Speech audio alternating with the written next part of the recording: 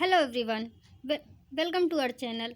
आज हम कुछ पीजीटी से related important one liner facts देखेंगे जो हमारे पीजीटी के लिए बहुत ही ज़्यादा इम्पोर्टेंट क्वेश्चंस हैं। PGT plus higher education and NTA NET के लिए। तो आज हम कुछ क्वेश्चंस देखेंगे जो हमारे पीजीटी के लिए बहुत ही ज़्यादा इम्पोर्टेंट है। तो चलिए टाइम वेस्ट ना करते हुए क्वेश्चन देखते हैं।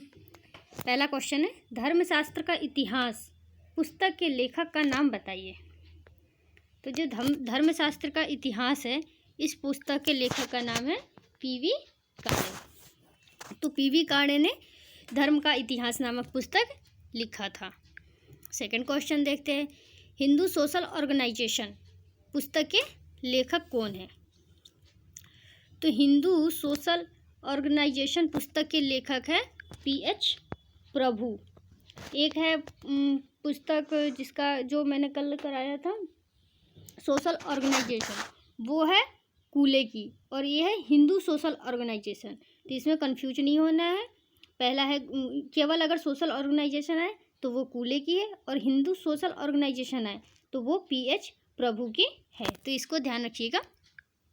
आगे बढ़ते हैं, नेक्स्ट देखते हैं। ये क्वेश्चन तो आपको सबको पता ही होगा, रामायण के रचयिता कौन है। तो रामायण के रचयिता महर्षि वाल्मीकि है।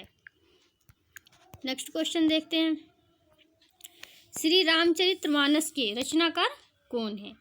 तो श्री रामचरितमानस के रचनाकार तुलसीदास जी है। नेक्स्ट क्वेश्चन देखते हैं, किनशिप ऑर्गेनाइजेशन इन इंडिया। तो जो किनशिप ऑर्गेनाइजेशन इन इंडिया है, तो ये एक पुस्तक लिखा है इरावती कर्वे जी ने। नातेदारी समूह की बात इरावती कर्वे जी ने अपनी book kinship organisation in India में की थी। नेक्स्ट क्वेश्चन देखते हैं, मनु की समाज व्यवस्था पुस्तक के लेखक कौन है। जो मनु की समाज व्यवस्था है उसके लेखक है एस एम दुबे। तो एस.एम. दुबे ने मनु की समाज व्यवस्था पुस्तक के लेखक है। आगे नेक्स्ट क्वेश्चन देखते हैं, रिलीजन एंड सोसाइटी पुस्तक के लेखक कौन है। रिलीजन एंड सोसाइटी पुस्तक के लेखक कौन है। तो रिलीजन एंड सोसाइटी पुस्तक के लेखक है डॉक्टर सर्वपल्ली राधाकृष्णन जी। ये सारे बहुत ही इम्पोर्टेंट क्वेश्चन है। इन सबको पीजीटी के अकॉर्डिंग ये सारे बहुत ही उसके लिए यूजफुल होंगे। आई होप आपको अच्छा लगे। आगे नेक्स्ट क्वेश्चन देखते हैं, हिंदू जीवन का परम लक्ष्य क्या है। तो हिंदू जीवन का जो परम लक्ष्य है वो है मोक्ष की प्राप्ति करना। हिंदू धर्म के 4 है, धर्म, अर्थ और काम और मोक्ष। जो ये तीनों है, धर्म, अर्थ, काम, ये तो जीवन रहते हुए किया जाता है, प्राप्त किया जाता है। लेकिन जो मोक्ष है, ये हिंदू धर्म के जीवन का उद्देश्य जो मोक्ष है वो मरने के उपरांत इसकी प्राप्ति होती है। आइए नेक्स्ट क्वेश्चन देखते हैं, प्रजा की रक्षा करना किस वर्ण का प्रमुख कर्तव्य माना गया है। तो प्रजा की रक्षा करना क्षत्रिय वर्ग का प्रमुख कर्तव्य माना गया है। हमारे 4 वर्ण बताए गए हैं, ब्राह्मण, क्षत्रिय, वैश्य, शूद्र। ब्राह्मण वर्ग के जो लोग होते हैं उनका कार्य है अध्ययन अध्यापन कराना, पूजा पाठ करना। दूसरा है क्षत्रिय लोग जो अस्त्र शस्त्र चलाते हैं और किसी भी मुसीबत से, किसी भी तरह से बाहरी सुरक्षा से और अपनी प्रजा की रक्षा करते हैं।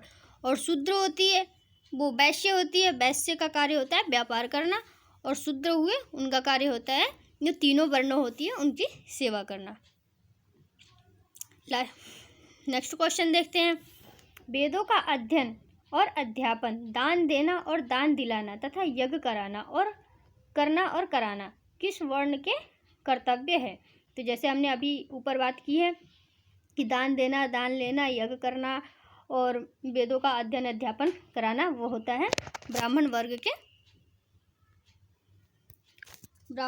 के कर्तव्य है।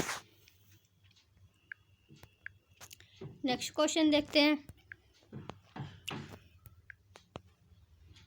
हिंदू दर्शन के अनुसार जीवन का अंतिम लक्ष्य क्या है? तो ये ऊपर वाला ही क्वेश्चन है, रिपीटेड हो गया है। चलिए नेक्स्ट देखते हैं। ये एक कथन है, ये किसने कहा है? तो ये देखते हैं। गुण तथा कर्मों के आधार पर 4 वर्गों की रचना की गई है। यह कथन कहाँ बताया गया है कि गुण और कर्म के आधार पर 4 वर्णों की? तो ये कथन भागवत गीता में कहा गया है। उसमें भी श्री कृष्ण ने कहा है कि आप कर्म करते रहिए, फल की इच्छा ना करें। गुण और कर्मों के अकॉर्डिंग ही इंसान का, उसका नियति, उसका भविष्य, उसका जो भी होता है वो सब निश्चित इंसान के कर्म के अकॉर्डिंग ही होता है। तो ये भागवत गीता में कहा गया है। नेक्स्ट क्वेश्चन देखते हैं। वर्णों की कुल संख्या क्या है? तो जो वर्णों की कुल संख्या है वो है 4।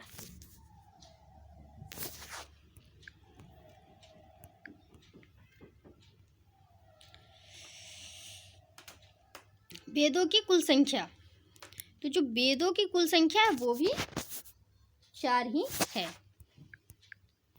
आश्रम कितने होते हैं ये भी आपको पता है। ब्रह्मचर्य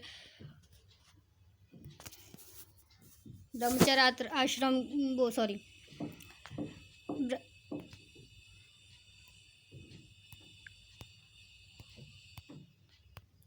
गृहस्थ, संन्यास और लास्ट में आता है वानप्रस्थ। तो ये 4 आश्रम हमारे वेदों में बताए गए हैं। नेक्स्ट क्वेश्चन देखते हैं। किस विद्वान ने आश्रम को पड़ाव या विश्राम स्थल के नाम से पुकारा है? तो पड़ाव और विश्राम स्थल के नाम से किस वेद ने पुकारा है? तो वो है पीएच प्रभु जी। नेक्स्ट क्वेश्चन देखते हैं। व्यक्ति किस संस्कार द्वारा ब्रह्मचर्य आश्रम में प्रवेश करता है? तो व्यक्ति अपने उपनयन संस्कार द्वारा, जब व्यक्ति का उपनयन संस्कार हो जाता है उसके बाद में वो ब्रह्मचर्य आश्रम में प्रवेश करता है। व्यक्ति किस संस्कार द्वारा गृहस्थ आश्रम में प्रवेश करता है? तो व्यक्ति का विवाह हो जाता है, जब वो एक साथ पति पत्नी के रूप में रहने लगते हैं, उसके बाद में उनका एक अपनी गृहस्थी बसती है, उसके बाद वो गृहस्थ आश्रम में प्रवेश करते हैं। नेक्स्ट क्वेश्चन देखते हैं। किस आयु में व्यक्ति संन्यास आश्रम में प्रवेश करता है? तो वो होता है 75 के बाद। किस आश्रम पर सभी आश्रम निर्भर करते हैं? तो वो है गृहस्थ आश्रम।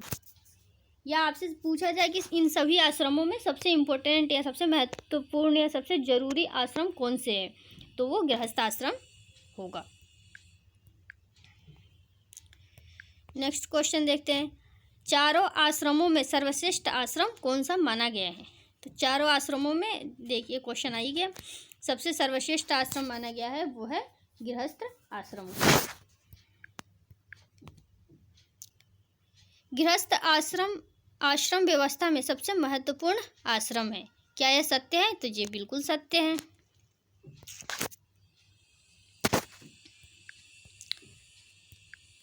गृहस्थ में एक मनुष्य कितने यज्ञ कराता है? तो गृहस्थ आश्रम में मनुष्य 5 यज्ञ कराता है।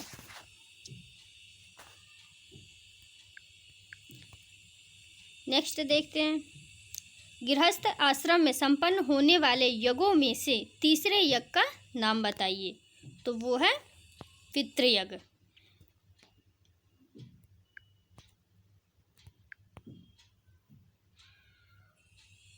तो ये रहे आज के सारे क्वेश्चंस। आई होप आपको अच्छे लगे हों। अगर आपको अच्छा लगता है तो लाइक कीजिए, शेयर कीजिए एंड कमेंट करके ज़रूर बताइएगा कि आपको वीडियो कैसा लगा। और ये सारे जितने भी क्वेश्चन हैं बहुत ही इम्पोर्टेंट है। आप एक फटाफट कम टाइम में एक रिवीजन चल रहा है जिससे आपको पीजीटी के लिए बहुत ही ज़्यादा हेल्पफुल होगा। अगर आपको और भी किसी टॉपिक पे वीडियो चाहिए तो आप कमेंट करके ज़रूर बताइएगा, और उन लोगों के साथ शेयर कीजिए जो पीजीटी के लिए, जो पीजीटी सोशियोलॉजी से है। तो चैनल को लाइक कीजिए, सब्सक्राइब कीजिए और कमेंट करके ज़रूर बताइएगा कि आपको वीडियो कैसा लगा। वीडियो देखने के लिए थैंक यू सो मच।